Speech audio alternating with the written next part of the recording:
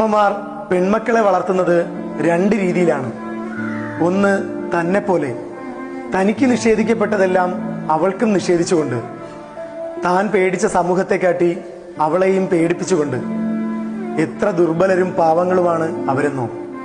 അവർക്ക് മുന്നിൽ മറ്റൊരു വഴിയുമില്ല. സമൂഹമേൽപ്പിച്ച ഭയങ്ങളുടെ ക്ഷതം പേറി അവർ മറ്റെല്ലാ വഴികളും മറന്നുപോകുന്നു.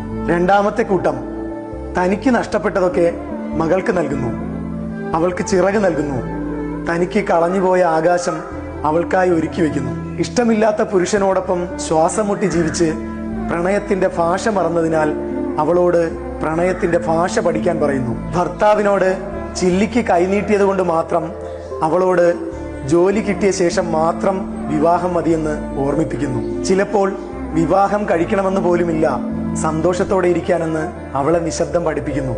തനിക്ക് താനായി ജീവിക്കാൻ കഴിയാതിരുന്നത് കൊണ്ട് മാത്രം മകളെ അമ്മ അവളായി വളർത്തുന്നു.